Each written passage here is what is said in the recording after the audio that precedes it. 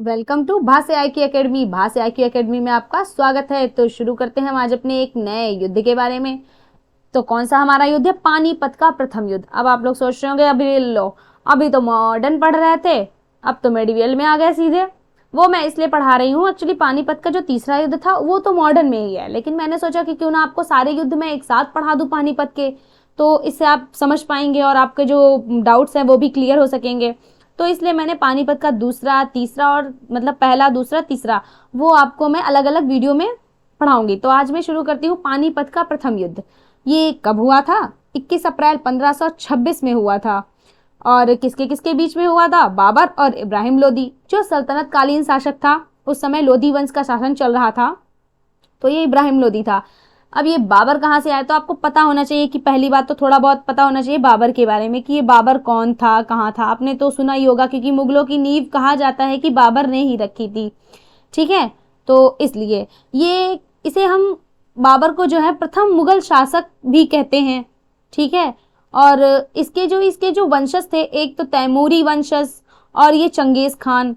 ठीक है, तो इसके दो वंशज थे, एक दादी वाला कहा जाता है, एक नानी वाला कहा जाता है। आप लोग तो समझ रहे होंगे ना, दादी नानी तो वही चीज़ें हैं।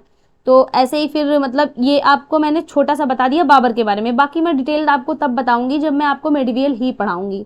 ठीक है, अब इब्राहिम लोदी के बारे में ये मैंने बताया कि आपको ये जो लोदी वंश था उस समय, ये अंतिम शासक लोदी वंश का था इब्राहिम लोदी, तो ये वही था। अब ये इनके बीच में युद्ध का कारण क्या था? कारण एक्चुअली ये था कि जब लोदी वंश का शासक चल रहा था तो उस समय जो मेवाड़ के जो राजा थे राणा सांगा, वो और जो इनके ये इब्राहिम लोदी के एक चाचा थे आलम खां और दौलत खां, ये लोग जो चाहते थे कि मतलब इब्राहिम लोदी गद्दी पर से हट जाए और मैं गद्दी पे बैठना चाहता हूँ। तो इन लोगों ने क्या किया, बाबर को इनवाइट किया कि भाई भाई आओ और युद्ध लड़ो और करो हमारी भूमि पे कब्जा।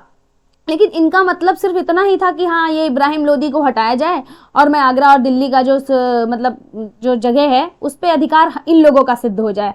लेकिन बात तो वो बाजी पलट ही जाती है। फिर जब ये युद्ध होता है बाबर और इब्राहिम लोदी के बीच में, तो इसमें जो इसे हम कह सकते हैं पानीपत का प्रथम युद्ध 21 अप्रैल 1526 को हुआ था।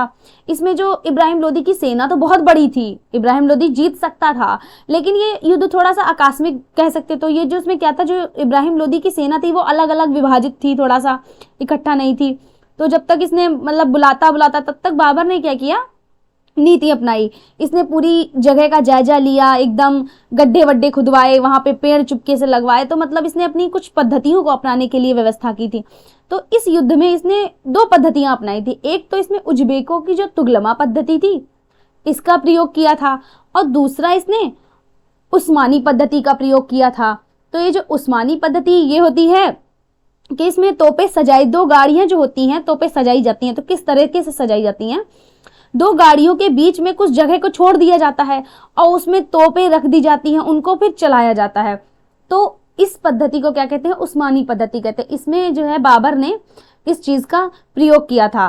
तो इसमें क्या होता है कि फिर बाबर की तो जीत होती है और इब्राहिम लोदी जो होता है ये युद्ध स्थल में मतलब मारा जाता है।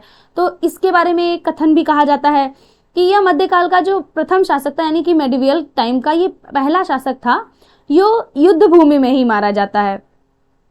ठीक है, और इब्राहिम लोदी का एक मतलब प्रिय मित्र भी होता है जो कि ग्वालियर के राजा होते हैं विक्रमजीत, वो भी मतलब युद्ध स्थल में ही मार दिए जाते हैं।